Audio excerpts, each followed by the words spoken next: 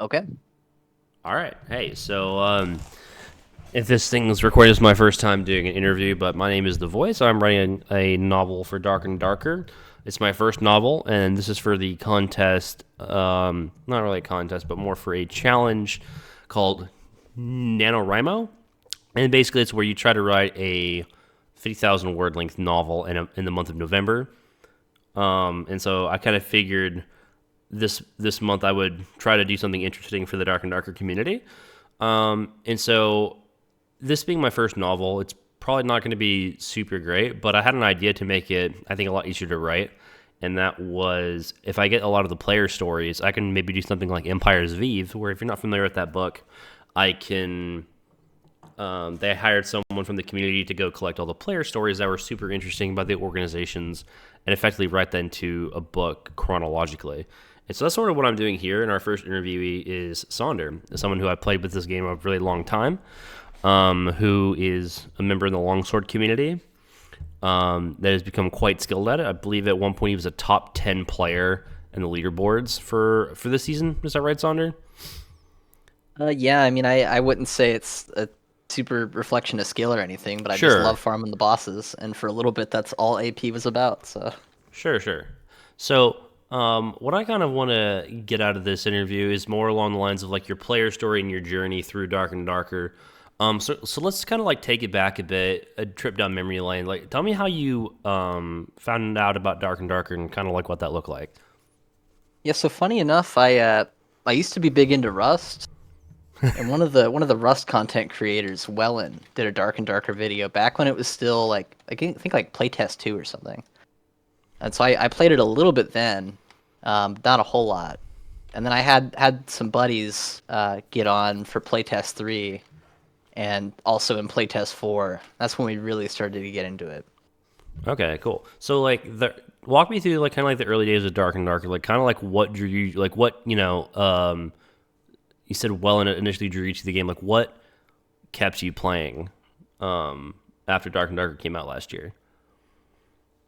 Yeah, so I mean, initially it looked like just a fun game to pick up, goof off in, play rogue, ambush people, whatever. But it kind of turned into, at least in the early days when nothing was really known too much about the game, people weren't that good.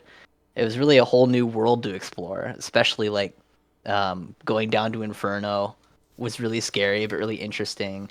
And back when there was the playtest and you had a limited playtime, it was like I don't know, you had so much time to explore, and I basically set aside the entire week of a playtest, played as much as I could, just to try and see as much as the game as I could before it wasn't available again. So back then it was just I don't know, it's a different experience when everything's new. Interesting. So like you would say like not a lot of people had things figured out, which I think was one interesting part about this game, at least for me, was like nobody had really figured out like what was good or what was bad, right? There's not really like a meta. Like, obviously Yeah, there was a meta, but there's like a lot of hidden things that like people didn't figure out. yeah, I mean 100%. I mean, if you just look at like the type of stats people had access to back then, like the player base today, could run plus all, plus weapon damage on every armor piece, and just it would be a nightmare. But back then it didn't matter because everybody was new, everyone was bad, and people were even dying to PVE. Like I think like one of the things that like maybe a skilled player would be able to do back then was cheese mini bosses, and now that's considered like a noobish thing to do. But back then, if you were able to even cheese your way through hell, that was like kind of surprising. Interesting. So like kind of talk to me a little bit about like in the early days, like this game, like I remember dying a lot to mobs, and like it was one of the first games where the AI was actually like kind of hard. Kind of walk me through like kind of walk me through that for the early days and how that made you feel. Like Uh, what character did you main back then too? so I started out a rogue, um, in like playtest 2. So I just wanted to copy the silly things I would see Wellen do, jump down from the rafters and stab people, whatever. Um, then I switched to a wizard. Funny enough, because we had a trio. We were trying to learn how to do Inferno, And one of the ways we were able to kill the demon dogs was just spamming them down with magic missiles. I then moved from wizard to ranger because I found it was easy to cheese um, mini bosses on ranger. If you could like hide behind a little crouch area or something, or stand on top of something, you could just bow them down. But yeah, back then, especially in Inferno, like mobs were super deadly, and bosses like you, they were just super scary. And in fact, like I remember, I don't know if it was playtest 3 or playtest 4, but at one point, um, a lot of the blue portals in Inferno could spawn anywhere, and usually they would spawn in the boss room. So it was just like you'd run into the room real quick, try to get in a portal before the boss, murdered you. So kind of talk to me a little bit about the early game bosses, right? Like, so like as a new player, the I guess that those would be like, like really hard, right? Like in your mind, you know what I mean? Like if you encounter this being, you're dead, right? Kind of walk me through the mystery of that, like a little bit, and like the early days, like the mystery that the mobs held for you, and kind of like walk through that for me. Yeah, I mean, at that time it was really hard to, or I certainly struggled. I think a lot of struggles or players struggled to kill like even skeleton champion without cheesing, and most of the enemies in Inferno at that point were like people didn't know how to dodge. Like it's you know you first learn to just kite and run away from the skeletons, and that works for most of them. But that gets you killed on the demon dogs. So you're dying so much to the PVE or like the ordinary mobs. You go in the boss room, like you can't imagine even being able to defeat that. And it wasn't really until we got comfortable killing um, the rest of the mobs, or even being able to cheese them, that we would even consider trying the boss. Because Interesting. I mean, back then, um, at least for us, even escaping was a big deal. You'd play 3, 4 games starting out, maybe only escape on your fourth, and then you would get like a row of white gems or something and sell them, get 50 or something gold, and you were feeling rich. Yeah, those early days were quite something. Um, so you're a longsword mate now. Like, when do you think you picked up the longsword? Like why the longsword over other weapons? Like, was there like, do you remember a specific moment when you realized that this was the weapon for you? Yeah, I mean, I think I picked it up early on in after it released early access. Um, I hadn't really heard of the weapon because I barely played fighter at all during the playtests. And so I heard about it through a YouTube video or something along those lines. Like a sword you could block arrows and stuff with. And like I had this idea of like, oh, how cool would it be if you could like deflect arrows like some sort of Jedi. Um, but then I found Augie-sun's videos. Or Augie-sun was, showing you how to kill all the mobs, and he even had a way to block the skeleton archer arrows, which back then was crazy. And I just thought that was the coolest thing. So I got you. So, I, s- oh, sorry, go ahead. yeah, so I originally picked it up on Warlock, and at that time people didn't really know how to play Warlock and didn't have most of the curses it had then. So I played Longsword Warlock. I don't think I even knew Shield Mastery applied to Longsword back then. Interesting. Like how would you describe your initial experience using the longsword? Like, did it come naturally to you, or it was like intuitive, or was it kind of like a huge struggle? No, dude. I mean, I'd say it's not intuitive when you first do it, especially because you first start out trying to just parry the skeletons, and it's a little more reliable today. But especially back then, like this, you run into a skeleton guardsman, goes straight through your sword half the time, unless you're standing in like a specific spot, and so you think, man, this is really hard. But I definitely I think it took me quite a while to get a better feel for how the hitboxes work in general in that game before I could really start making intuitive base parries. But back then it was like, watch the Augie-sun video and practice. Interesting. So like now, nowadays, you can pretty much solo all the bosses. Like I think pretty much in the game, right? Yeah, I've done all of them except Wyvern at this point. Okay, right. Um, so it's taking you how many hours do you think it would take you from your longsword journey to your skill where you are now to be able to do that? Um, I mean, I think part of the reason it took as long as it did was because some of the bosses, Warlord especially, the community hadn't figured out a good way to kill. Um, so it was like now I think you can learn to kill a boss like Warlord way faster than you could back then, just because of how many more resources there are. But it took me probably about 1,200 hours before I was able to Oh kill wow. all the Inferno bosses solo. Uh, but I think you could do it way faster if you're just starting the game now, because the community just has so much more knowledge. Like Ryan 6 Days has a video on every boss detailing every move, and even when I was learning Warlord, that didn't exist. It was mostly just watching like Mad Robot and Sparky and the few people that had killed it with longsword and uploaded it to YouTube. Right. So for some context, like, if you don't know, there's a long time where one of the bosses basically like wasn't so. If you have your main level, the the crypts, and then you can go down like one level for like harder mobs and better loot. Right, and there's like three bosses that can spawn: the Ghost King, the Warlord, and the Lich. Right, like the community more or less figured out how to take on the Lich and the Ghost King like during the playtest. I feel like right, Yeah, but the Lich was figured out pretty quickly. The Ghost King, I think, a couple of people had down pretty well. I think Riposte was killing it, throwing drums at it and things pretty early. Um, I think the majority of the player base lagged behind a little bit, but Ghost King and Lich were significantly easier to pick up on than Warlord. right, and I feel like Warlord until Sparky Kawa came along, like there were people that killed it, but they all high in gear and all with like, there's some longsword kills with it for sure, including the high roller version when that came out like forever and a half ago.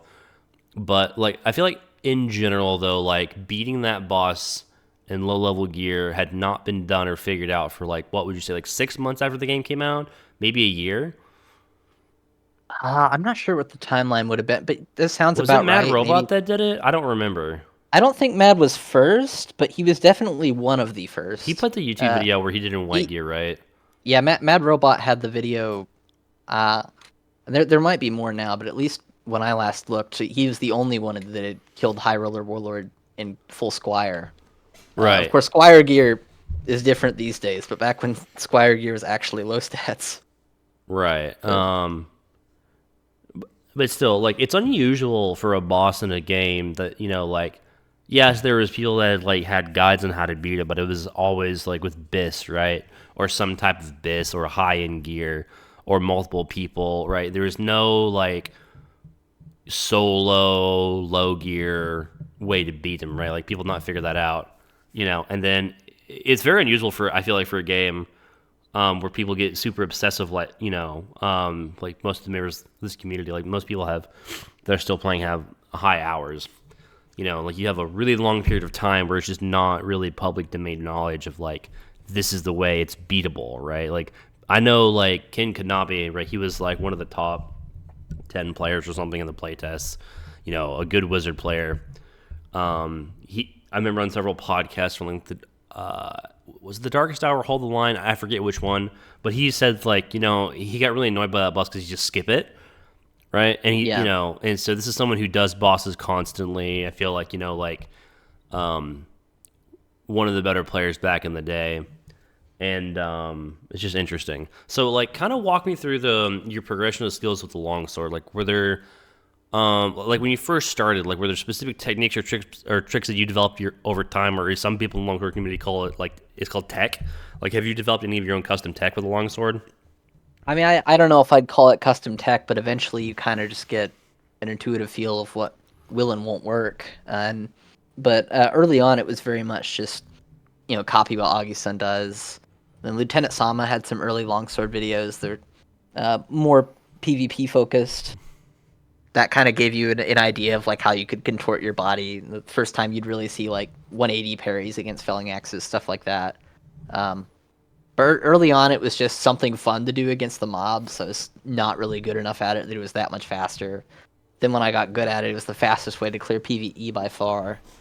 Um, and yeah, now it's kind of to the point where, and I don't know. I think they might have just. I don't know how much of this is the devs getting better at making solid hitboxes for the weapons, or the player base just being more used to the block system we have. But whenever Ice Caverns came out, like I think a lot of longsword players, myself included, didn't need someone to figure out a guide to block all the ice skeletons. Is pretty intuitive. Interesting. So, kind of going back to the original question, can you like, so I kind of like started at the beginning of your long sword journey, right? Like you said, it was like really hard starting out; it wasn't intuitive. Like how did you like get better with that? Right? You just practiced a lot with like August on videos. Just practice. Yeah, I mean, you start out until you get like the out of the box parries that someone's like Augustin has already figured So out. like, what was that involved? Is that like, so like say there's like a skeleton guy, basic skeleton swordsman, right, or spearman. Like you just start with that and kind of like work your way up to more exotic mobs, like maybe demon dogs or something, or like walk me through that. Yeah, I mean, I just kind of try to parry everything that you see that you know is parryable. So, like I would, unless I thought there was a really high chance that a mob would kill me, I would try to parry it. Okay, interesting. So like, I know that you've had an interesting arc, like a hero, like an interesting hero's journey. It's part of the reason I'm interviewing you. Like, did you have any major setbacks or memorable losses that you like learned from this game, or like like how did those experiences sort of like shape the way you play, right? Yeah, man. I think I know what you're alluding to here. Yeah, Back the in juicy season bit. one, we were so excited to play the game. Finally, back in early access, we weren't sure if it was going to come back from the lawsuit. Played the crap out of that thing in season one. Um, Kind of talk to me about season got one and like like your build up and like what were some of your accomplishments in season one that you're like really proud of? Yeah, I mean that season, I got the demigod, which is more of a grind than anything else, but it was a cool thing. We gotten really good at clearing the lich as a team, done it in high roller for the first time, and I believe at that point I had learned to solo Ghost King based off of watching Sparky Kawa do it. Okay, so like you had Um, started like learning one of the bosses, right? So this kind of started like your long sword grandmaster journey of like you've taken one of the hardest enemies down and stuff like yeah, that, right? yeah, and that was when boss literacy was a lot lower. So I also learned Troll that season, and Um, at that time, a lot of the crafting was locked behind quests, including the gold coin bag. Ah, So yeah. toward the end of that season, I was able to print a ton of money because I like farmed the troll until he finally dropped a pelt. I learned to kill him with longsword.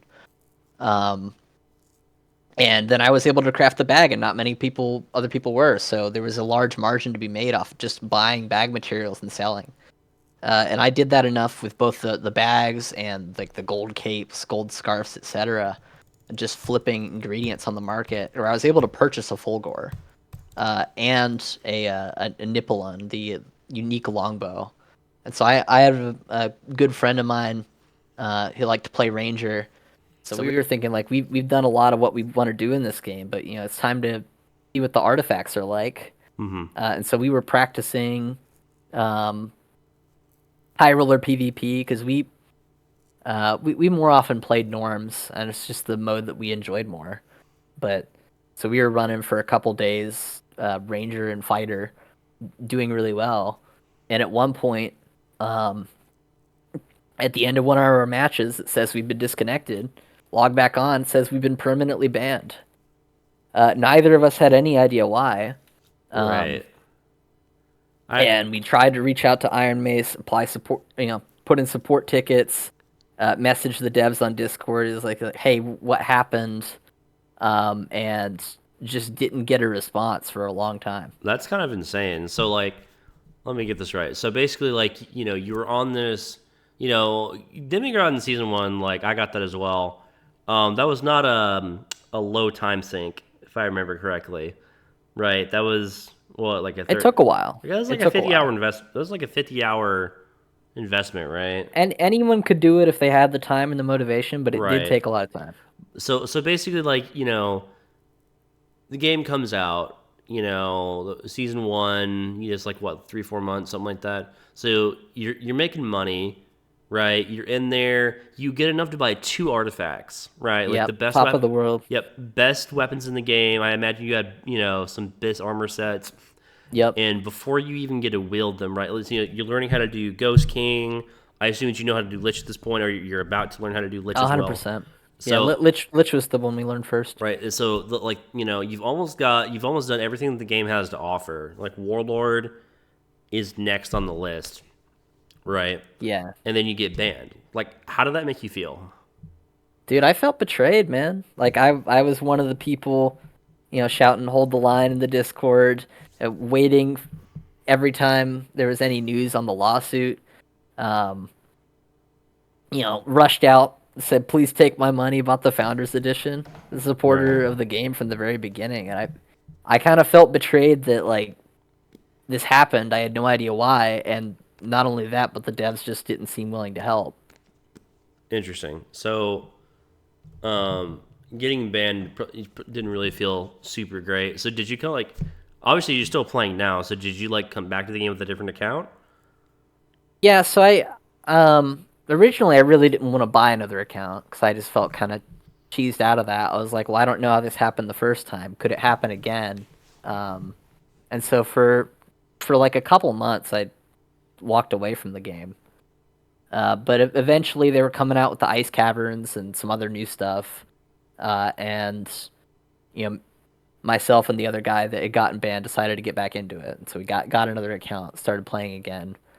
And at that point, I had sent in probably a dozen support tickets. I tried every thing I could think of, talking to the tavern masters in the Discord, whatnot, and just all dead ends all around. So I didn't have any hope of getting my account back, but I lo and behold, oh, gone. I was gonna say, like, I do remember some of the memorable. There was a memorable time in the Discord where you showed me some of the messages you sent. Was it Grayson or SDF that you sent them to? It was like haikus or Uh, something. yeah, I mean, I think it was both, mostly Grayson though, because the devs, I don't remember what's listed in the Discord. Like they don't want you spamming them, but they do say it's like, hey, if you need help with something, you know, they were open to being reached out to. But I think they just get swamped with so many messages, you're not that likely to get a reply unless they're already talking to you. But Right. So, so you're in the middle of like this really up and coming. Um, you know, you're practicing HR. You're doing really well. Like I remember being in the Discord watching you. And you're kind of like annihilating people left and right, and so you get banned, right? And you think it's because I remember the time is because we thought it was from like mass reporting because you were wiping lobbies because you got really good at it the game at yeah, that point, right? that's all I could think of. Yeah, because I had the ban had said for cheating, So just and just to clarify, like you haven't used any cheats or anything like that, right? no, nothing like that. The only thing that I had done, um, which I didn't think would have tripped it, was that a few months before the ban, I had made a jump crouch macro because I was really tired of like dying. Like I couldn't get over a barrel or something, or I just messed up the jump crouch. Because if you hit crouch before jump, it doesn't let you jump in the game. It sometimes be frustrating. And at the time, I didn't really pay too close attention to the terms of service. Didn't know that type of macro wasn't allowed, and I Oh, didn't okay. think they would just blatantly call it cheating. But it wasn't even on my mind at that time. But this was But like months later, though, right? So like it didn't even connect with you. no, yeah, yeah. So Okay. so to me, I wasn't even thinking about that at that time. Okay. I just thought that That's they right. had a bad player reporting system or something. Right. I do remember for a period there we went through like a lot of posts on Reddit where other people got falsely banned and like the mantra was like kind of you shouldn't have cheated, right? And Yeah, because people just wouldn't believe in it. I mean, I even remember at the time, I think Skinny Pete had recently got banned. several times. I For think he got use, banned up to 3 times, didn't he? yeah, something like that. He was using Steam controller, and the game detected that as something weird. So I was going down rabbit holes. Like, do I have some overlay that's messing it up? Like, I would record with GeForce Experience sometimes. I was just throwing everything at the wall and seeing what stuck. Sending my hypotheses to the devs. not getting much back from it. But Right. So, kind of coming back to like the middle of that story again. So, like, you had all the stuff. You're about to go. First time artifact running, and then it kind of just gets taken away from you. So, like, when you came back to the game after that, like, like I assume that you felt super bitter. So, like, what did your like redemption arc kind of look like there? Like, because obviously you're still playing the game today. So, like, what yeah, happened after you got banned and you like decided that you were gonna like give it one more shot? yeah. I mean, I was pretty sour about it for a while, but there wasn't really another game that like scratched the itch that Dark and Darker did. I don't know. It just had a grip on you that other games didn't. And that it was that way for me and a couple of my friends. But um, I don't know. Eventually, I kind of got over it. Um, thought they made a mistake, and they were just swamped, and I just got left behind. Hmm. Wasn't paid attention to. Wasn't sure. But eventually, what happened was they had recently done an update, and Grayson had typed something in general chat in the Discord, something like, have a good weekend, guys, enjoy the patch. And in the update, they had made it so you could pay redstone shards, which are the paid currency, to change your account name. And I had made a really silly account name on my next account because I was just kind of peeved at the game, wasn't sure how much I was going to play, and ended up investing more time than I had originally planned to. I was like, I'd like a more serious account name. And so I replied to his message in general chat. I was like, yo, I got false banned 6 months ago. Can I at least please get 3 redstone shards to change my name?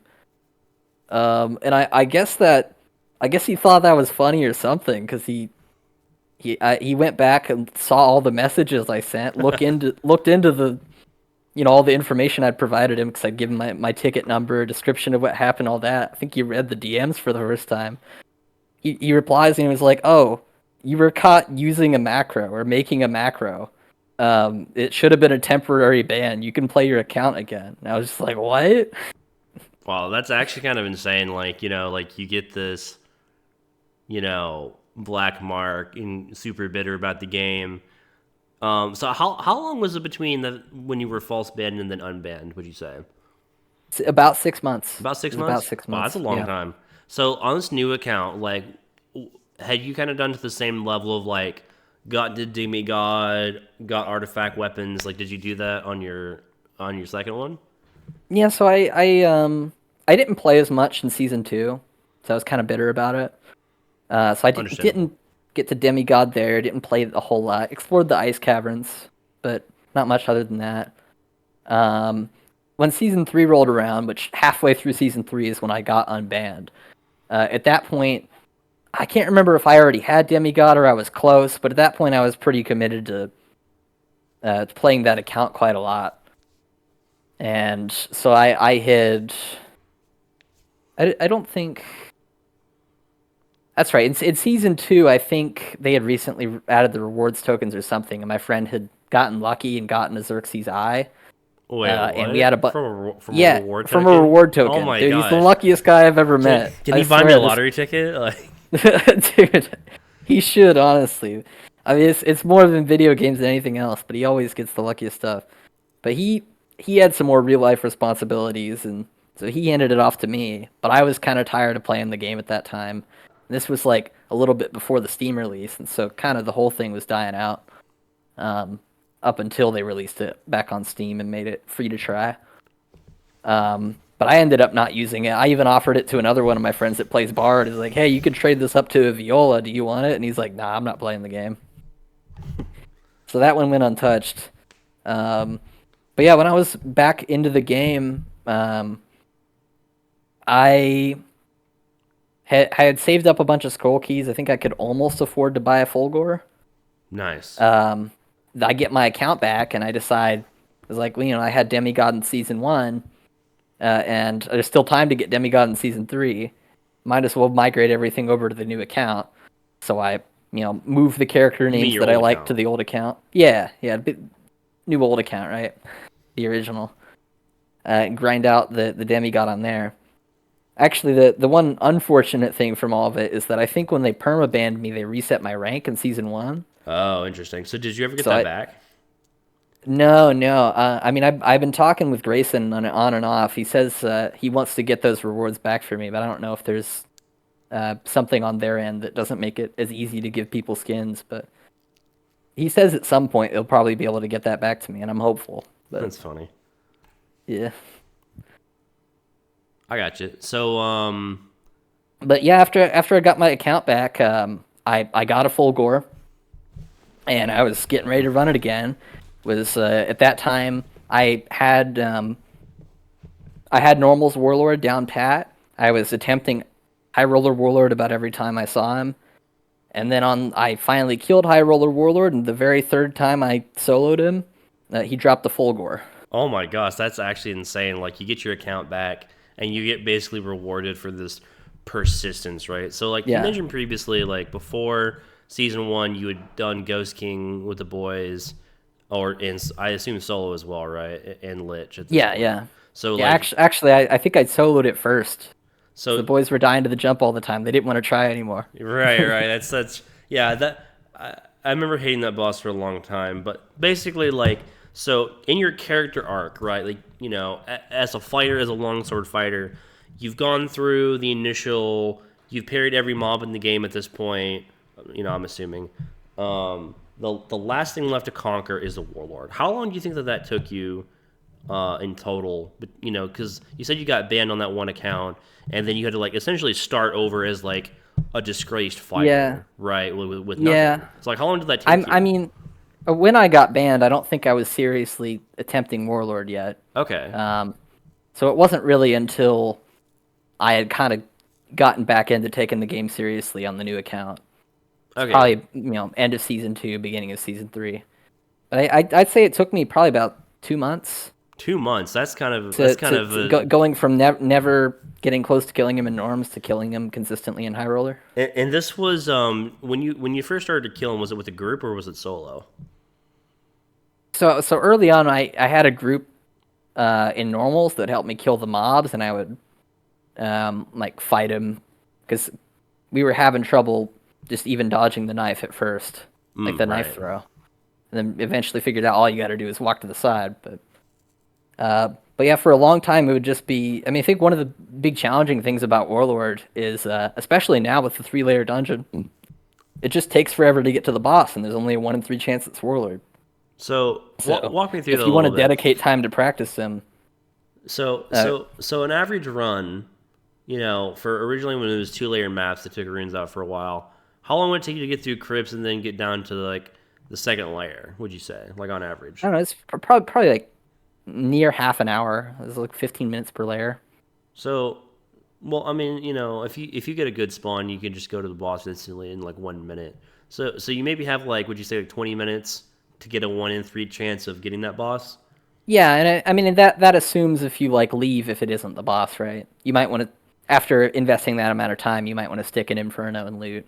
That's right. Yeah. So basically, like you have a third. So for every attempt that you tried, it was 30 minutes for maybe a 1 in 3 chance of getting him. Yeah, so it's like on an average, like every 90 minutes you get an attempt. Do you think so? So Do you it's think do you think that like that's why people hadn't really figured out how to beat him with like every class yet? I think that's a big part of it. Yeah, I mean that the amount of time to get to him, and also I think people were less likely to want to attempt him because you spend all that time to get down there, you don't want to die and lose your Right. chance at loot or what loot you had. So I mean, I would just force myself. Like, you can't really say I'm going to dedicate this time to practicing Warlord just because you don't know how often you're going to get him.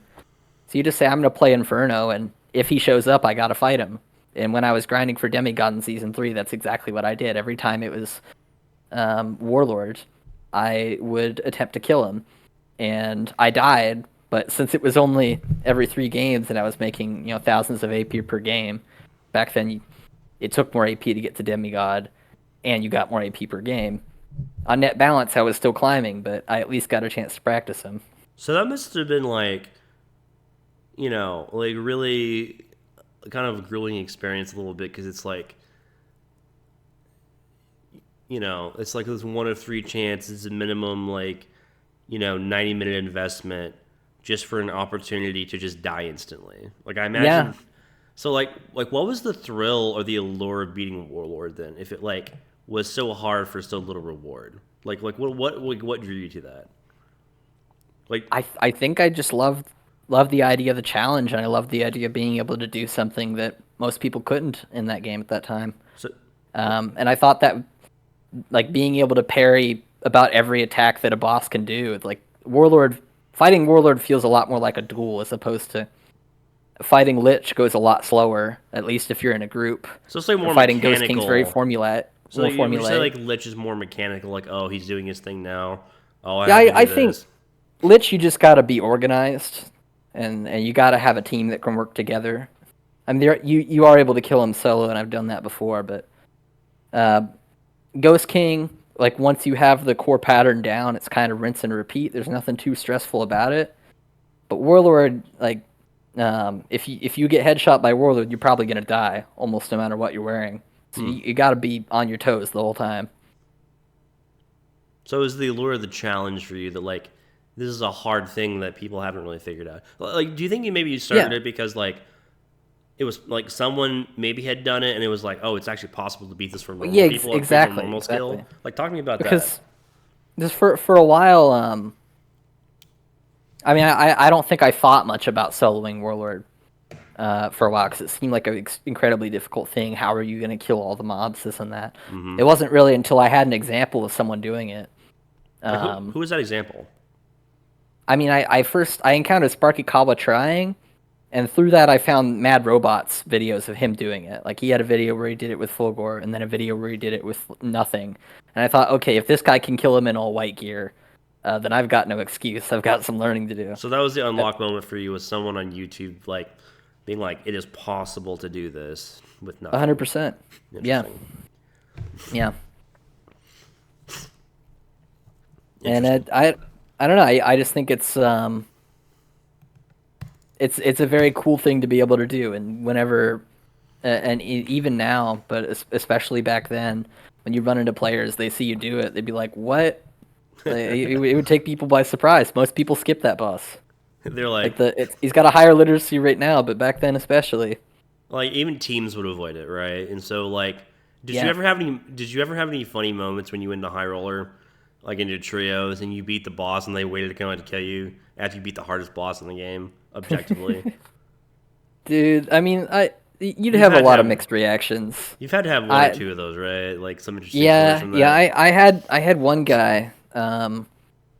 Is a ranger. I was doing it in solos, and at this time, high roller teaming was still allowed.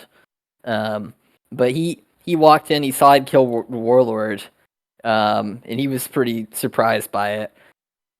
He didn't really want to stick around and loot the pile much, but he left, and he came back. He was like, you know what, maybe I can take this guy. I think he was a little scared. He takes out his spear to attack me while I'm on the pile. I parry his first spear attack, and he goes, "Nope, nope. The fact that you even just did that, never mind. But you can't blame me for trying." So like people had an element of fear of you because this is a corpse of like the guardian of the this Yeah, treasure room that people haven't sometimes beaten. And people are just like, yeah, some nah. people are, they get money signs in their eyes. They lock in, but Still, if someone it's a varied reaction between players. like for me, it's like if I see a solo guy down here and I'm in trios with three dudes and he beat the boss that we skip, and it's like, that guy might have a modicum of skill, or at least he's like so dedicated to the point where like, that longsword can kind of one or two shot you depending on what I you're mean, wearing. You know what I mean? that's Like the cool thing about longsword. It's like you see a player using it, and you have no idea what he's capable of. Like if he's good, you know, it's like it's dangerous to engage with him with certain weapons. You know what I mean? yeah, yeah. If I'm a And I wizard, I see a free tin can, think true. right? Like your free lunch. Yeah, and I mean, people these days have kind of figured out how to play around the weapon in most contexts, but And that's interesting. Like, let's talk about that a little bit, actually. So, like, going back from the okay, so like in the early days, right? Like, part of the allure of this game was like you gotta. I feel like you got to figure it out with the community, right? Like, the long sword. If you were good at it early on, people weren't really educated in ways to like yeah. counter that much, right? But now that people are like super good at the game, on average. Like, what is that like? Like now that the skill of the player base is so high, um, because it's just people that keep playing it every season for the most part. Like, Yeah, I like mean, what is that I like for think you as a longsworder? on balance, it's super matchup dependent. Like if you're a longsword versus a battle axe, usually you win that. Um, a longsword versus bardiche, like some weapons, it's very much like does the other player know how to work around you? Because a player who's using the bardiche for the first time is really quite easy to parry, or hasn't used bardiche a lot. They've got a big overhand, a big hitbox on the stab, but if they've got a lot of time fighting a longsworder, oftentimes they won't like they'll only stab you in the legs, or they'll accelerate their first swing through your sword, like. And then the Interesting. same thing, especially with clerics. Like early on in the longsword, it was like clerics were free. Like they're using a flange mace or a morning star. It's pretty vertical. Put the sword a little bit above their head, and bam, you get a parry. But now people are getting really good at, starting the attack from the side and swinging in on your undefended left hand side, or I guess right hand side for you, left hand for them. So is it But is it frustrating for you that people are like basically good, like on average, are as good as you at like defeating your weapon of choice? I think it makes it exciting. I think it's good that longsword. There's a skill both on countering longsword and using longsword. So I think it's really frustrating when you have something that can be strong, but it's only a matter of how good the user is, not how good the counterplay is. Do you think it's so like I've been one shot by a long sword in like pretty good gear before, and I feel like Mhm. sometimes that's unfair. Like, do you feel like the long sword is unbalanced and that it can just two shot basically anybody unless you're in like tons of plate? I mean, I don't think so. I think it can be sometimes frustrating to play with and frustrating to play against. It's oftentimes how that matchup will go is like you get the parry, you win. You don't get the parry, you die in like the first two hits. So it's a very this way or that. But I do think that the weapon could benefit from being more of a change up weapon, and I do think it was the most fun when we had HP higher and lower time to kill. Because oftentimes those fights, a single parry wouldn't kill somebody, or two parries wouldn't kill somebody. So you would have to. There would be a lot more back and forth, and that made it especially exciting when you had like a longsword fighting a longsword, parrying off each other's parries. There's some great clips of like SCP fighting Sparky, and it's just sword on sword on sword. And there's a lot more counterplay. Like people were getting good at raising their heater shield up and blocking their head. Um, I wouldn't mind seeing maybe the longsword base damage buffed a little bit and the riposte damage nerfed a bit, just to make it more dynamic. But Interesting. So speaking of duels and stuff, so like, has there been any like, can you share of like, we got a little bit off the topic of like your player journey because I've just find this stuff interesting. But I have a few more questions on like along like, do you have like a memorable battle or duel that you feel where you truly mastered the longsword? Like, what made that moment stand out for you? If you can recall a couple of those for me, I mean, I don't know if it's like a I've mastered the longsword type deal, or like but you're like it's I've always I've cool to improved with this weapon. get to duel somebody that knows what they're doing and that you've learned from. Like, who would that Like be? there were a couple times I ran into Augie in the dungeon, and I had some pretty cool duels with him. Okay, so like let's talk about this. Like, what was your first duel with Augustin? So my first duel with Augie was before I had gotten the false ban back in season one. And it was kind of toward the end of the season. So like you were at the beginning of your longsword journey at this point, right? Like you were still like, Yeah, would you yeah. say I had would a you say like season you were under my belt. beginner longsword, maybe beginner I intermediate level? intermediate maybe. Okay. Yeah. And we were playing trios. We Was it had a high roller or team. low roller? This was I don't remember back then. I don't. It might have been high roller, but certainly we were all geared up. Okay. Because I don't remember the gear rolls in different modes back then. I was like, people were wearing ruby silver, had some gear with good stats on. I think I was running a void blade. I think it was no. I think it was high roller. I think so. Is this your We first duel with him though? yes, yeah. Okay. So you were my cleric in that duel, Yeah, I've been a cleric man because nobody in our group wants to. And Augie-san had his friend Ridio, because this is back when Ridio and Nightshine played a lot. And so he had two longsword fighters, two clerics. Nightshine was playing Ranger on Augie-san's team. And then we had our friend playing Warlock. And the Warlock and the Ranger went off to fight, and we just had this longsword versus longsword, full plate, with clerics just pocketing us, and we were riposting back and forth and dueling. That was really cool. I did die. He kind of beat me up, Do you think which it's is because you were fair. nervous, or like kind of walk me through the kind of like I didn't. walk me through I that didn't fight because I have the clip here actually. Um, Funny enough, we're actually in Augustin's video from this, and we went into his chat afterwards, and it was all good. But yeah, like, I didn't know it was Augie-san until after I died. right, and that was the kind of a Um, cool highlight for us at that point.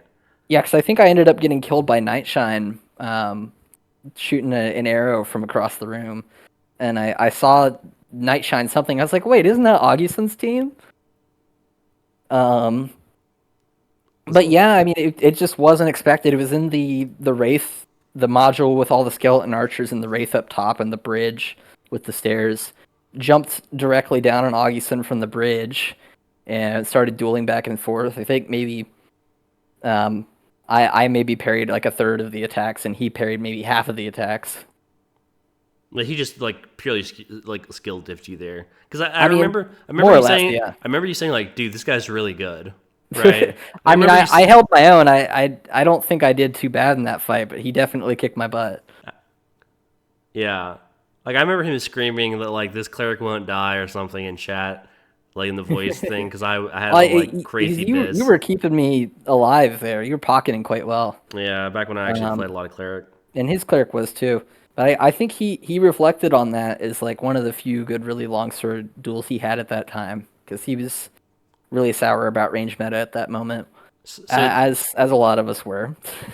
right. So at this point, like, would you say like Augustin was kind of like your mentor, like proxy mentor through YouTube, maybe? Yeah, I mean he's the entire reason I really got into the weapons. So So like it was a he's kind very of cool like the moment. OG Grandmaster of the Longsword, would you say, right? Kind of like that old guy who knows everything. I mean, from my perspective, yeah. I mean, there's definitely a lot more longsword creators out there than Augie-san, but But back in the day, it was like everybody basically loves him, Augie. right? Yeah, yeah. He was the main guy doing it. So okay, so like basically, so you said you had a couple of duels. So the first duel was in a team setting, and he kind of whooped you. What about your second one? Yeah. So the second duel happened on my new account, probably about midway through season two. I was hanging out in the Goblin Caves, just practicing longsword PvP, and I recognized his voice, and I was like, "Wait a minute, is that you, Augie-san?" And we had a duel. And that one, we were both in normals level gear, Squire kit. Back then, I ran the blue lizard on longsword. It was a lot of fun. And I think base gear stats weren't as good, so it was like not as big of a nerf to not have a helmet back then as it is now.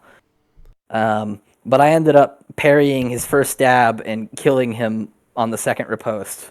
Oh So wow! that was a very short fight. You basically this is the first time that you like beat your master in like so to speak, Yeah, right? yeah. I mean, I don't think a longsword duel is always a pure reflection of skill. Sometimes someone can get a lucky parry, and your strategy can vary a lot depending on like what you're expecting the other person to do. But So I thought it was a cool moment. so this is like after you had gotten unbanned, basically.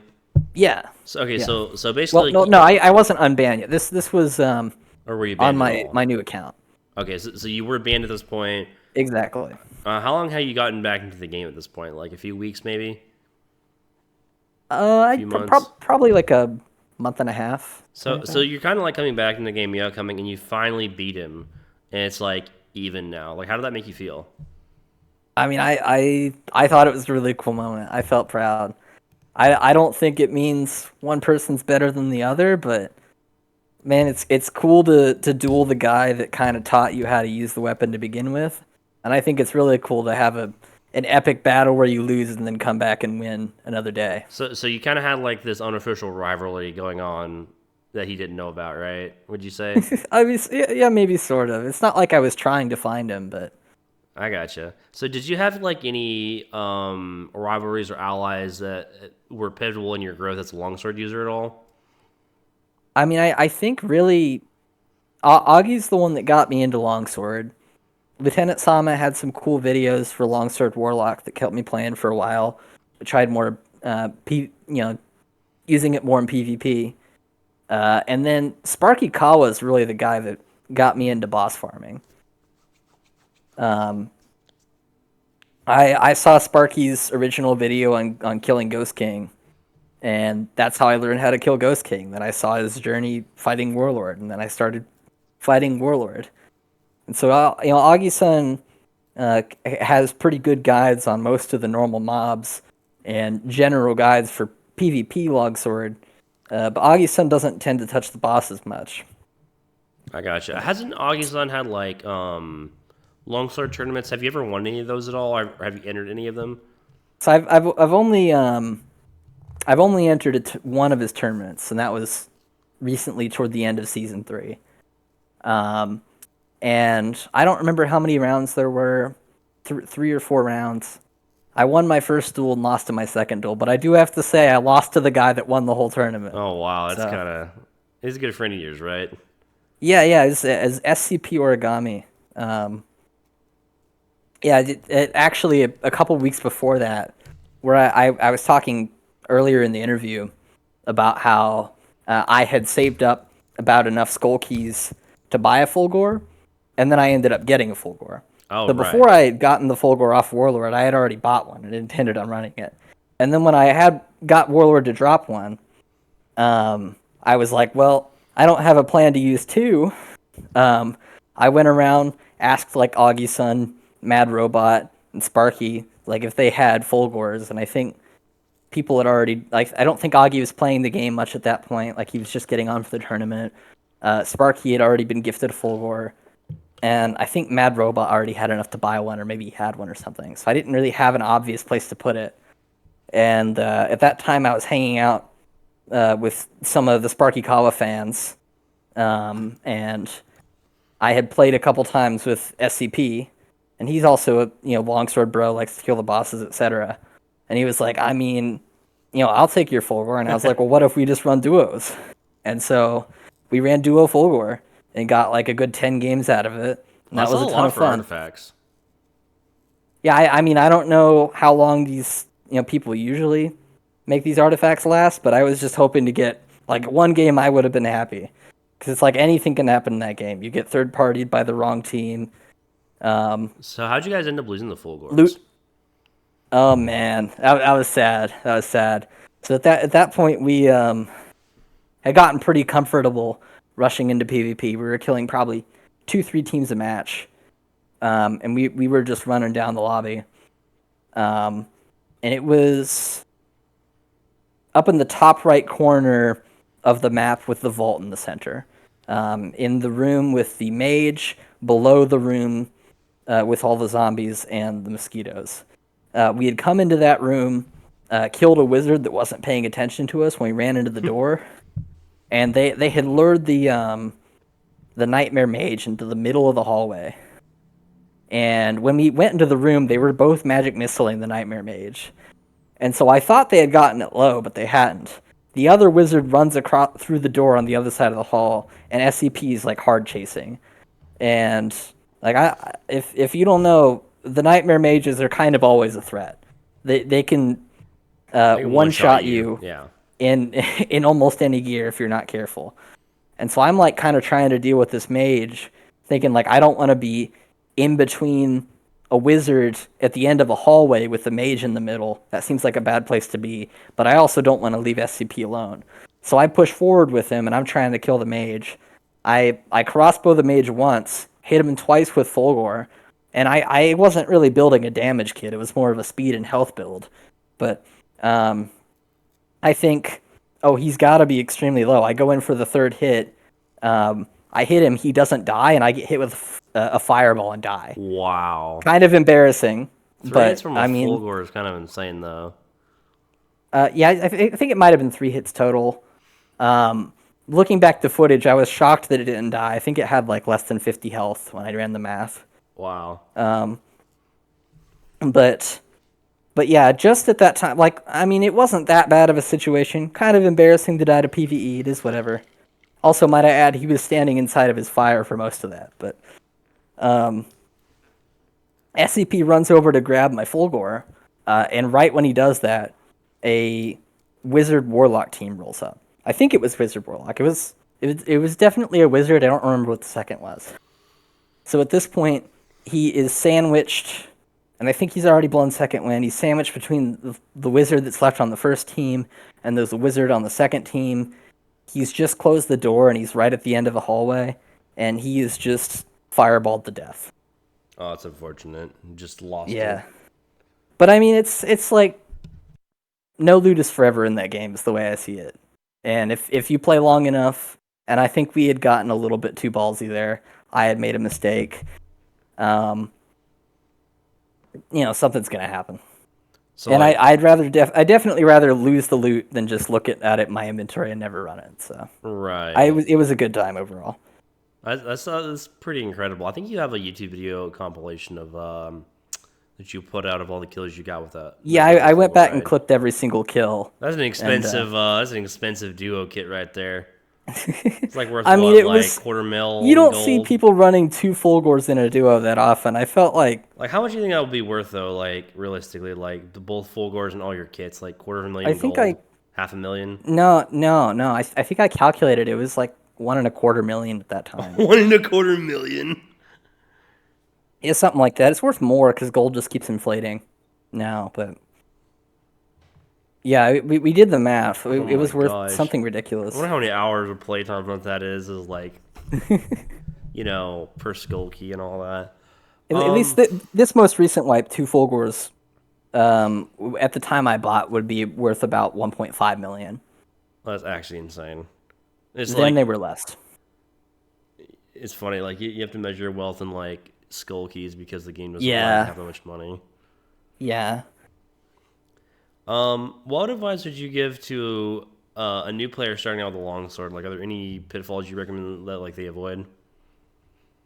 Um, I mean, I would say there's a lot of YouTube videos out there these days. Definitely start out with videos by like Augieson, stuff like that.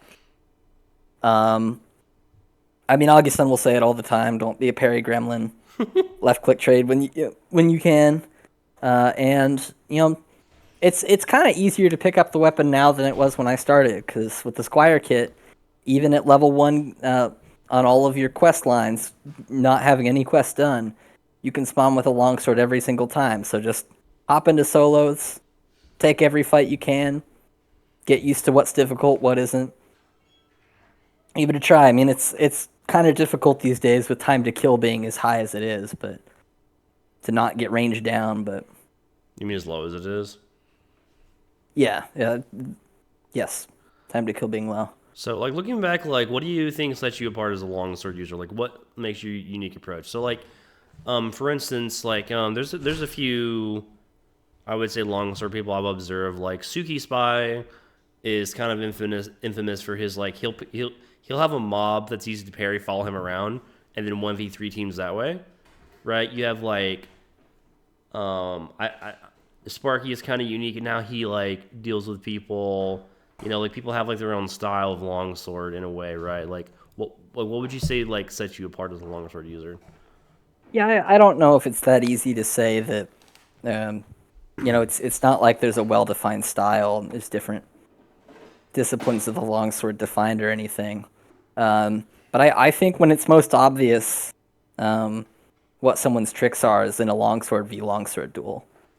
And what I tend to always do in a longsword v longsword duel is people are very used to catching the second parry. Like if they will give you a parry, or if on purpose or by accident, and you go for a riposte, they will parry your riposte and then attack you off of that. Usually, it's much easier for them to get the second riposte based on the angle it comes in. So I've gotten very used to headshotting with the first and going for the body with the second. And usually they're low enough to kill in like one stab after that. And that's kind of my go-to in longsword duels. That's my secret sauce. Not Interesting. That's not an uncommon strategy, but it's thrown. I ran into Sparky and Skinny Pete in duos one time. It threw off Sparky briefly. Um, in contrast, SCP really likes to parry the first riposte. So he'll give you a riposte and parry the first one, which I consider to be more difficult, but some people have more success with. It's a little dangerous, isn't it? Because if they hit you, half your It health's is, but gone. it's really quite cool when he pulls it off, and he pulls it off more often than most people. So Interesting. I don't know that I would say there's that much that sets me apart as a longsworder, but Okay. that's my secret duel trick right there. How has mastering the longsword impacted your overall gameplay and the way you view the game as a whole? I mean I think it definitely when you play longsword enough, and I think this is different for different people, but at least for me, you get so used to being able to clear PvE as fast as you can. Um, and you go to another class and you're like, man, this is slow. Um, and so, early on I would play maybe a handful of classes. These days it's mostly just longsword fighter. So I very much have the perspective of like anything that makes melee fights more interesting is fun for the game, and anything that doesn't, I tend to have been vehemently opposed to. So it's like fighters running Rondell Dagger in full plate. I thought that was very lame. I bitched about that quite a lot, but it definitely kind of gives you definitely a bias towards the melee. I mean, you'll hear people like Augustin talk about the ranged meta, um, which I mean it's fine, but for me, sometimes it's not that fun to play the game unless what is currently meta is actually fun to do. It's like Interesting. because whenever Rondell Dagger fighters are running loose, and even Crystal Sword fighters, just taking out the Rondell Dagger, I've tried it. It's not really that fun for me. Um, so maybe I don't have that part much of a problem with one particular thing being meta, because that'll always be the case. But it definitely frustrates me when whatever is currently meta is more oriented to uh, fighting at range, or just who has the better stat stick and who can aim his dagger a little bit better. Interesting. So do you think like the perception of the longsword within the dark and darker community affects like the way people use it, and like how so? I mean, I think it has kind of a reputation of being a noob stomper. Um, I mean, the game, like you have some new players coming in, and you have the people that have played since like the very beginning, like I have. And a lot of the people that have played very early on have a very good idea of what the longsword is capable of. Um, they kind of know how to work around it, like how to drag around it. People are very used to, like, a lot of clerics these days are very good at immediately reflexively blocking and looking straight up with their heater shields so they can't get headshot reposted. Um, and a lot of the new players going in don't have that experience, so they just go to attack you, hit your longsword, and get one shot. And so I think a lot of the new people are thinking, "Wow, this is really overpowered," and it kind of gets a bad rap in some circles. I gotcha. Um, which I mean, I don't know. I don't think it's maybe not a great experience for new people, but I also don't think it's the only thing that is extremely difficult for new people to overcome in the game. But like I said before, I do think the longsword would be more fun if they gave less power to their post and more power to the base weapon. Um, increase the time to kill. So so like I play a lot of I'd say I've kind of shifted from more of a maybe intermediate hardcore player to like pretty casual over the last few wipes. I've just, life things have happened and stuff like that. And so I've wanted to play it less and less, right? Um but like I see a lot of I say like almost like 40% of the players I see are like maybe it's a bit high. Maybe like 35% of the players I see in low rollers, are like long sorters. So do you think there's a lot of new longsword people coming in, or like there's just more? It just seems to be more and more longsword people these days, which is kind of annoying for me because I like to play cleric, right? It's like, um, Yeah, like it's that whole mace thing where it's just kind of like, I don't really feel like having to. If I miss the drag tech, around the edge of your sword, I'm just dead. Even if I'm wearing plate, because plate sucks now, right? that's true. They've nerfed plate so many times. I think there's an argument that maybe it I did mean, need nerfed. Maybe it I didn't. think people that get really into the longsword just maybe stick around on average longer than other players. At least for Interesting. me, it's been probably if the game didn't have the longsword in it, I'd probably have gotten tired of it already. Interesting. So like, So I think it's not always it's seldom the strongest weapon. It is a very rock paper scissors type weapon. Sometimes some matchups you're favored, other matchups you're not. But I think it is often the most fun weapon to use, certainly against PvE, and it has definitely its moments in PvP. what keeps you motivated to continue improving your longsword skills? Like, do you have any personal goals you're still working towards? Because I feel like you said you beat every boss except maybe Wyvern. Like, is there anything left to do in the Yeah, game for you? and I could do Wyvern. I just hardly want to. I mean, there's concrete examples of how to do it. I just need to take the time to learn. Sure, but like again, like like what's keeping you playing the longsword? Like, is it you want to get more skillful at it? Because like you've done everything. I feel like you've done basically everything now. Yeah, I mean, I've kind of gotten what I want to get out of the game. Like this most recent season, I got a lot better. I mean, we're still in season, but I really honed in my ability to kill Warlord, really upped my success rate on that. Farmed skull keys until I was able to buy a full gore. So did SCP. We ran duo full gore, hit demigod. Um, I mean, I thought that it was really fun when Spectral Knight came out. Spent a couple Hmm. days before people really had guides on that. Just going back to back to back learning that. But as far as like overarching goals right now, I'm kind of waiting for new content in the game. Like it's fun to keep running it how it is, but the high roller PvP isn't really my favorite. Um, I tend to enjoy higher time to kill environments, and historically, high roller has been lower time to kill. And I've kind of done what I want to do as far as bosses go, so I'm not playing as much these days as I used to. I'm hoping with the new map that they'll add be some more cool stuff to explore, but I don't know. Interesting. Is there anything about your journey with the longsword that people might find surprising? Um, I don't Like know, man. not included in manual on your journey type of thing? I will say that probably one of the coolest looking things you can do on the longsword. If you ever want to impress your friends with a longsword, learn how to parry like the basic skeleton archer.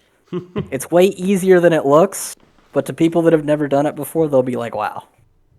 Like this guy might know how to play the game. It's one of the things that like it looks really hard, but actually it's just once you know where to aim, you'll hit it every time. If you could describe your relationship with the longsword in one word or phrase, like what would that be?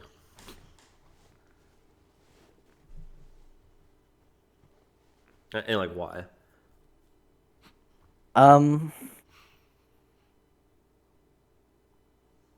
I don't know. In PvP, it's kind of a high risk, high reward type weapon. In It's kind of like a thrill, then, PV, right? yeah, yeah. I don't know. It's always exciting to get that parry, get that hit of dopamine. To me, it's more exciting than firing a bow or a spell at somebody, um, or just hitting them with the sword. There's kind of a back and forth to it. Are there any like specific player stories for battles with the longsword that you wish were more widely known? I don't know, man. Like, I Go on. um, well, okay, I guess that question I should have thought about that and written that a little bit better. But like we've had a couple of interesting encounters with like people, just due to the way that this game is quirky, right? Like the lawnmower tech, right? Um, so me and you sort of like I don't think we pioneered it because you don't really see it used at No, all I because mean it's it's been done many times before, but basically the setup is I play a cleric, right, and you're the longsword fighter, and if you aim up with a longsword, the morning star on the cleric has a really long forward reach, and so I can be yeah. behind if I'm behind you on your right side or left side a few degrees in the right angle, I can hit your longsword and you can instantly repose people and kill them in theory, right? Yeah. And I think I that I we've I used that think that before to idea kill really someone. has more potential than it's been given, but it's really hard to time right. Yeah, I mean, it's all about synergy with your team, but like we did Yeah. that. We did that when rogues were a plague in season one, right? And we killed that rogue out of he was. We're like, oh, what if there's a I rogue mean, we here? were just joking. We didn't even know there was a rogue, because I think we had seen someone do it in a video, and we were like, wait, no, let's clear the room, going around dark corner. You were supposed to be in right when it happened. A rogue came out of Invis right in front of He me. just got instantly deleted. Poor guy. No, are there any? No, are there any? So like, what I'm looking for, kind of, as a recap. So you got the game, went through a few classes, decided that the longsword and the fighter. So like, you're originally a warlock player. I assume that you eventually switched to fighter, right? Because the perks are Yeah, I mean, better. well, once you get used to using shield mastery and counterattack, it's the longsword feels extremely slow without it. I mean, it's gotten a little bit more popular to not run shield mastery lately, but I wonder why that is, but I'll ask Augie-san when I interview him in a little bit. But so you know, you're on the up and coming up on your skills. You're improving faster than you did before. You've got a full gore, a nipple on for your buddy. Kits go with that, then you get banned, right? And then you kind of have this comeback arc where you have to go under like a different name, a different account. Um, you know, you improve your skills more, and then you get unbanned and come back, right? Like that's pretty incredible. During that time, um, are there any particular like player encounters or battles that stood out to you as like obviously there's the Augie-san ones, right? Because that's like a YouTuber content creator. Are there any like just battles that you remember that you were like, that's the reason I played this game is for stuff like that, right? Like the Eve Online story. yeah, I mean, they're with the longsword, you never know when something cool is going to happen. I don't know that I can think of that many particular battles where I was like, wow, this is that. Um, but I mean, every now and then you just have a really cool moment. Like I remember early on when I was kind of learning the weapon, I was my two teammates were dead. I was getting pushed by a trio. Um, Guys run up on me. I dodge a ton of arrows, parry a wormhole, and kill both of them. That was a cool moment. I mean, the exciting thing about the longsword is that no matter how close you are to death, there's still a chance you can pull it back if you're in melee range. Interesting. Um, and actually, when we were running duo Fulgors recently, um, had some moments like that too. Talk to me We were about playing that. duos. We actually it was our third game, and we loaded into the ruins up in the corner. We're trying to clear out some room to kind of maneuver around depending on what kind of teams you run into.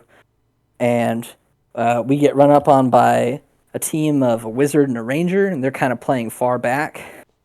And then on the room next to us, we're kind of sandwiched between that team and a Rondel Dagger Bard to Rondel Dagger Fighter. Um, we decide to push into the Rondel Bard and Fighter because the wizard could cook us, and that's probably our worst matchup. And they can. We were kind of in a bad situation, but that was the easier team to push through. We run into that room, and then as soon as we get in there, another team comes around the corner, and this is right after they had recently clarified that teaming wasn't allowed anymore in High Roller at all. But there was another team of another Rondel fighter, and so we had to quickly 3v2. My teammate drops dead, and takes one of them with him, and I'm now in a 1v2 against the random third person and the bard that's left. And I just so happened to catch a parry on the Rondel dagger, and I'd say that's Oh my gosh, more that's crazy. oftentimes like you got to have the skill to set it up, but it's kind of luck whether or not you get it. Isn't that like And a I killed really both of hard them. thing to do to get a parry on a dagger like that because the impact rating is so low? Well, I mean, you have to react to the block, and that can be kind of difficult, especially if you're running counterattack shield mastery, because you have a very short time to react. But yeah, parrying a dagger is there's some skill in the setup, but it's mostly luck. It's like in that moment, I thought for sure we were dead, and I somehow killed both. Managed to snag my friend's Fulgor and get away with it before the wizard and ranger closed the corner. But I don't know. There's something exciting about knowing that you've still got a chance, um, even when it seems like you're dead. Wow, that's crazy. I guess one last thing, like wrapping up here. I got a last couple questions. Do you remember the fight that we had? Do you remember like your first artifact fight? Like over getting it, like you were fighting someone and they had an artifact. I mean, I remember a few times, uh, early on in, I don't remember if this is season 1 or 2, but in both those seasons, the game had some duplication problems. There were a couple times there was a duplication glitch, and then the devs had to roll it back. And I do remember one fight where everyone kind of had dupe stuff. We didn't have dupe stuff, but we were running into people that did. And there was a team that was running Kuma's Fang and Aegis, and I don't know what else. Um, and we were running, I think, multiple clerics, and like judgmented to down this PDR fighter running Kumas and Aegis, and that was kind of fun. But I don't think I've ever had another time that I've fought someone wielding an artifact, except once that I was killed someone by someone that was using Cinder when we were pretty new to the game. No, I remember one's very specific. Like I have the clip of this somewhere on this computer. But you remember when me or you were double cleric, and I forget what our buddy was, so maybe a fighter or something. And this guy had full ruby silver with a Kuma's fang. Yeah, that's what I was referring to. Yeah, and so like we're double cleric and we're inspecting this guy, right? He kills everybody in the lobby. He's coming for us next, Yeah, and we both have holy strike, right? And so he's rushing ahead of his cleric and wizard, and we both holy strike him, like we kill him. I think with holy strike, right? In Holy Strike judgment. and Judgment. Yeah, we Yeah. just So we just sit there. rain down. Yeah, we just sit there spamming, drinking our little our potions or whatever. Back when clarity potions were actually Yeah, useful. I think our friend was a Slayer fighter, and he like did a little bit of damage to him, and then just got Yeah. mowed down. Yeah, back when you get like 85% PDR cap because that's balanced. They've But nerfed it so many times. yeah, it's anyway. But I just remember like that guy died, right? And then you went after. We killed both. I think you killed like there was a wizard and a cleric, right? Yeah, Yeah, I think we killed the cleric, and we then it's we just ki- you no, versus the wizard, right? yeah, yeah. And then you almost clutched up and got it, and like that was almost our first artifact like ever, and that It was was it was very close. intense. It was like I remember my Yeah. heart pounding, like we almost got an artifact. I remember thinking after the fight, it was like, oh, what if I picked up the Aegis and reflected the spells? Right. But yeah, I mean, it was at that time it was a really cool and close fight, but we did know about the dupe. I think at that time static blues were in the game, and there was one near us. We could have snagged the artifacts and dipped, but it was like we knew the wipe was, the rollback was right around the corner, so might as well just have fun with it. Right. That's when the circle was still a thing, right? Yeah, yeah, because the circle wasn't removed until like the Steam release. All right. Kind of like one of my last questions. Do you have any favorite bits of lore from this game, or like any cool elements that you would maybe like to see represented in the book, or do you have any idea for something that you think would be like a cool idea?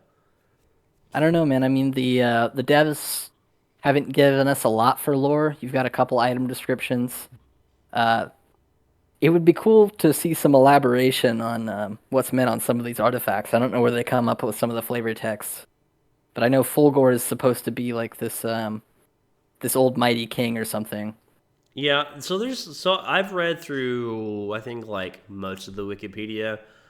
There's some interesting stuff with the merchants. I haven't finished reading all that yet.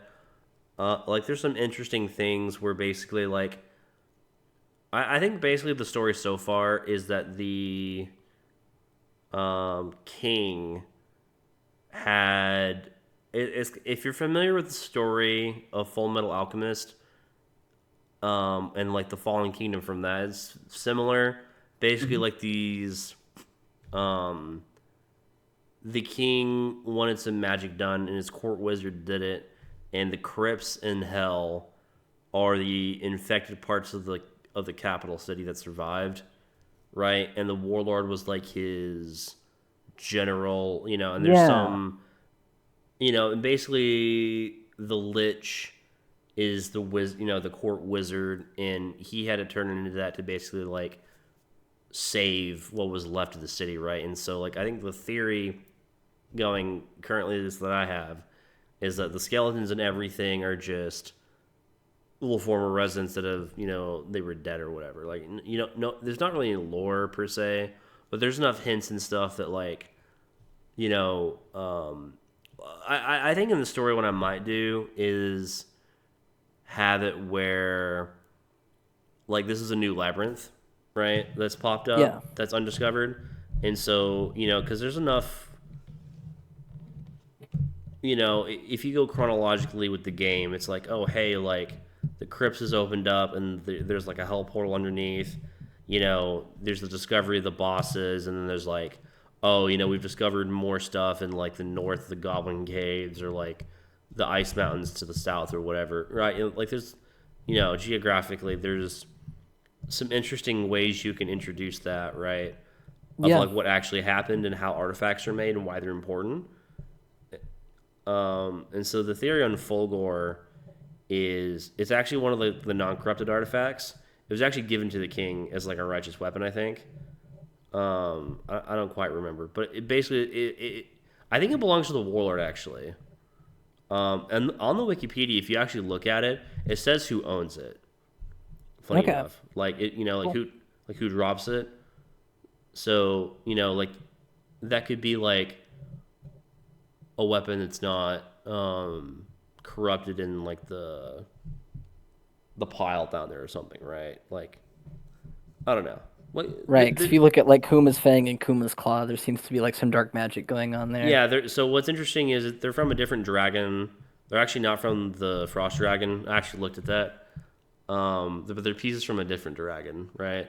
So there's a lot of like interesting things that you could weave in and out of that you'd find interesting that can be tied into the game chronologically. Like you could even have it where like the circle, for instance, right?